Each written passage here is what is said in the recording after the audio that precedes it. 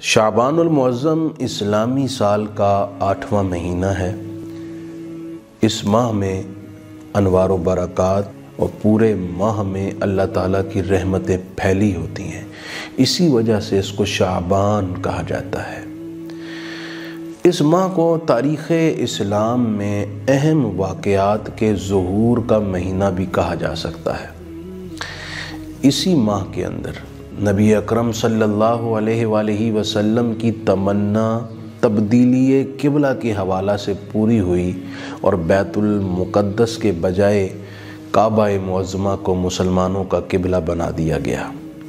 اسی ماہ میں غزوہ بنی المصطلق پیش آیا۔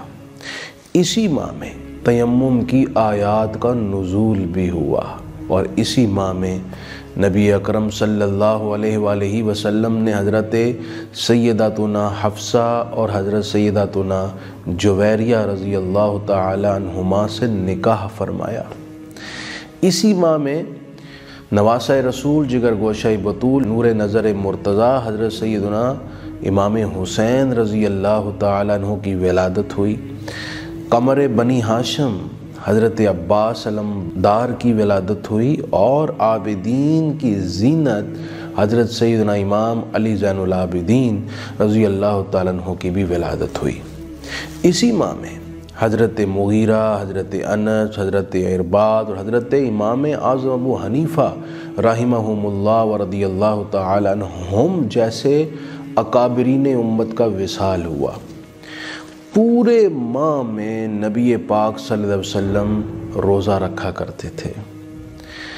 ام المومنین سیدہ عائشہ صدیقہ رضی اللہ تعالیٰ عنہ فرماتی ہیں کہ رمضان کے بعد اتنی کثرت سے روزے رکھنا شعبان کے علاوہ میں نے کبھی سرکار کریم علیہ السلام کو نہیں دیکھا۔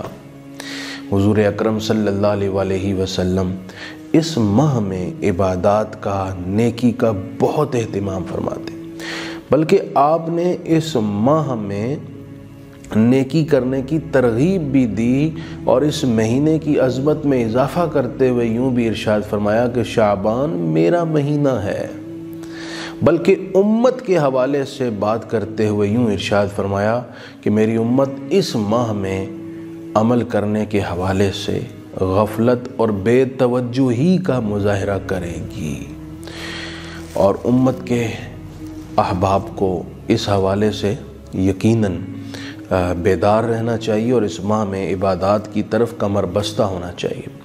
حضور اس ماہ میں کثرت سے روزہ کیوں رکھتے؟ محدثین نے فرمایا اس کی ایک وجہ یہ ہے کہ حضور نے فرمایا کہ اس ماہ میں اللہ تعالیٰ کے حضور اعمال پیش ہوتے ہیں، تو سرکار چاہتے تھے جب میرے اعمال پیش ہوں تو میں روزے کی حالت میں ہوں۔ دوسری وجہ یہ ہے کہ اس ماہ میں مرنے والوں کی فہرست حضرت عزرائیل کے حوالے کی جاتی ہے، تو حضور علیہ السلام کی چاہت تھی کہ جب یہ لسٹ پیش ہو تو میں روزے سے ہوں۔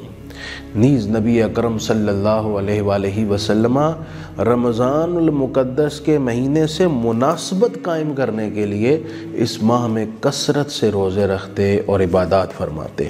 حدیث پاک میں ہے کہ جب کوئی بندہ روزہ رکھتا ہے، نفلی روزہ، تو اس روزے کی برکت سے وہ دوزخ سے اتنا دور ہو جاتا ہے جتنا آسمان اور زمین کا فاصلہ ہے۔